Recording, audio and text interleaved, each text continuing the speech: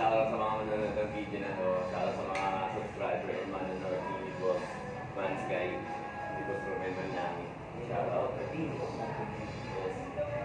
Pwede yung pinili Staro Moto B200 nila. FI na rin to. FI. Alam ko 200cc to, di ba? 200. Mapawanin ba? Hindi ka na mahirapan kasi nandito na yung ano eh. SRP price, down payment, yun yung market niya. Yan mo ko na yung macro. Yes. Hindi mo video ang pangalan. Yo, what's up mga kantuwa? So, para sa ngayong araw na ito, para sa video na to, kasama ko si Boss Romel Manlangit. Yan, yan. So, nag-vlog din siya. Bali, nagpaalam lang kami rito lang. Madali lang naman ito dito sa Sano Road, Novaliches, Quezon City. Dito kami sa may Motorcycle City. Yan. So, ang mangyayari, magkakanvas sana siya ng Vespa. Ayan yung mga Vespa. Yan. Ayan yung mga Vespa. Ang daming kulay niyan. May, hindi ko alam. Bali, next time, bablog rin natin to. Pero sa ngayon, nakikita ko dito black, black, gray, itong blue, itong turquoise o sky blue ba to? And blue ulit. Magkaibang CC, may 300cc rin yung GTS. But anyway, since di tayo napagbigyan na buksan yung pinto kasi nakalock daw. Kasi naka-reserve na raw yun, naka-reserve. So for this vlog, ang iba-vlog ko na lang muna yung isa sa mga gusto kong motor. Ayun, no, yung cruiser bike. Yan. Yung Benelli Moto B 200 Evo. Yan. So bibigyan natin ng magandang video roll yan. So again, maraming salamat sa mga nanood ng On The Beat version 3 premium white na vlog ko. Ilang araw pa lang, halos palo na ng 3,000 yung views.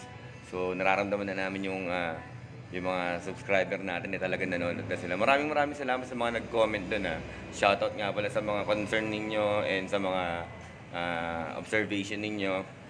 Yung kagaya naman nagko-comment version 2 sa version 3, yung comparison. Maraming salamat, tapos yun. And again, kainuman ko kagabi si Boss Romel yun. So ulitin ko, kapitbahay ko nga pala yan, si Boss Romel. So check out nyo rin yung kanyang YouTube channel, Mansky. Yun, Mansky 8888. So again, bibigyan ko lang kayo ng magandang video roll para dito sa Benelli Moto B Pesaro 200 Evo kasi isa sa mga pangarap ng motor ko to. Kung di po ninyo natatanong, dati po akong cafe racer lover at saka dati rin po akong owner ng cafe racer. Mahilig talaga ako sa classics. So, ayan. Pakita ko sa inyo, video roll tayo. Yung mga specs, ilalagay ko na lang ulit sa dulo. Again, yung nakita nyo yung video, 5'5" yung height ko.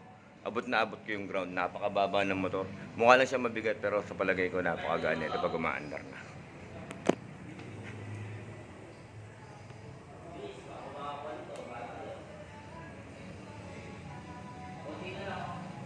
Guwapo niya talaga, ano? Guwapo niya. So, mapapansin niyo sa cruiser bike na to, wala siyang center stand, side stand lang talaga. Basican lang natin. So, FI na tong 200cc na to. Tapos, tubeless na yung gulong. Very elegant, very classic ang dating talaga. So, para sa mga classic lover dyan, bibigyan ko kayo ng magandang video roll para ma-appreciate ninyo yung parts ng Benelli Pesaro Moto B 200 Evo. Check this out.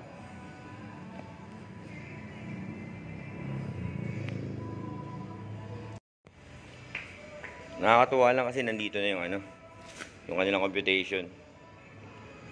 SRP 125,000. 18,800 yung down payment. Doon ito yung magiging monthly installment mo in 1 year, 2 years, and 3 years. Okay. So, bulb type pa rin pala siya. Buti pala tinanggal ko, no? Then yung park light niya, bulb type pa rin. Incandescent pa rin. Hindi pa LED. Pero yung signal light niya, no? Talaga ang lakas mga classic. Ang ganda. Ang ganda na ito. Uy, hindi siya plastic. Hindi siya plastic. Yung busina niya nasa baba. Ayan, no? So, pwede ka pala mag-convert ng malaking busina rito. Maganda naman yung wirings. Hindi naman siya kalat-kalat. Ang kakapal din. Ayan. Nakakatuwa yung ano, no, yung classic na motor, sabay naka-FI na. Laking tipid nun kasi 200cc to eh. Imagine mo kung hindi yan FI, durug na durug ka dyan. Lakas i-flex oh. So ngayon, 5'5 ako, 5'5 din si Boss Mel. Oh. Anong height mo, Boss Mel? 5'5". 5'5 din. O sige, papaupuan natin kay Boss Mel ngayon yan. Si Boss Mel kasi is classic lover din, may copy racer din siya. Tapos meron din siyang Benelli Panarea owner.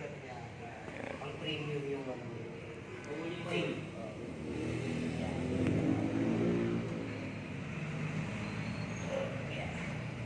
Tamang-tama. Bagay na bagay sa'yo, Boss Mel. Bagay na bagay. Tingnan nga sa may kabilang ano. Sige, yan. Tingnan sa kabila, Boss Mel. Yan, napuha mo, Boss Mel. Yun, no? Para siyang hindi parang yung dati ko tiyan. Ganun lang, no? Mukha lang siya mabigat, sabi ni Boss Mel. Mga kakantuan mo TV. Mga audience namin. Bakit lang yung last time?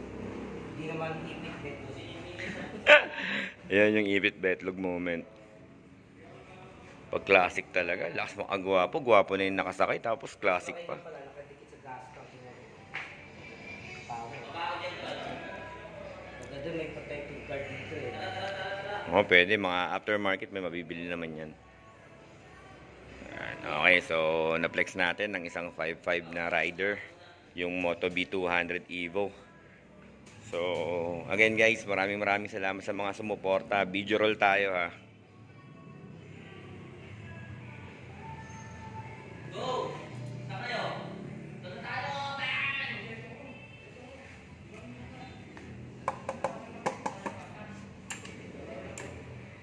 Ganda. So, meron siyang kickstart dito. Tapos meron siyang, yung preno medyo mataas. Talagang cruising na cruising ang dating. Maganda yung seating position mo rito. Pang long ride talaga. Ito naman kinagandahan, yung signal light mala Harley Davidson. Pag pinindot mo to, kanan lang yung signal light. Pag pinindot mo to, kaliwa lang yung signal light. Nandito rin yung push button, busina, high and low. Yan. Idling stop to. Kung hindi ako nagkakamali.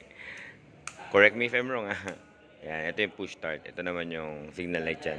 Nasa baba. Hindi yan push start Parang Harley Davidson kasi ganyan yan. Tapos digital yung ano, yung auto panel. Panel gauge.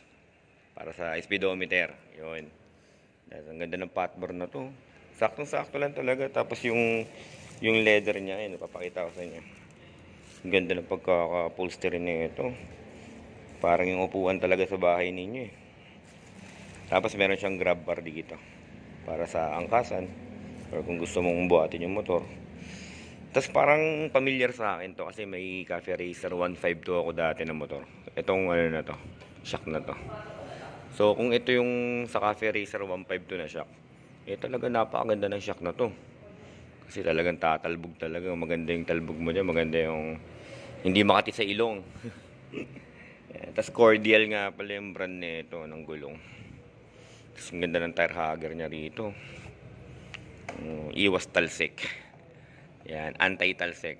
Tapos maganda yung pagkakalagay at saka ng design ng tambucho. Yan. Tapos yung susian dito, nandito naman din yung susian ng lock para malak mo yung leg.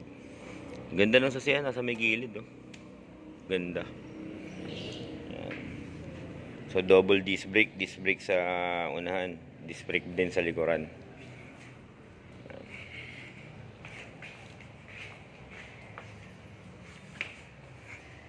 Ang ganda.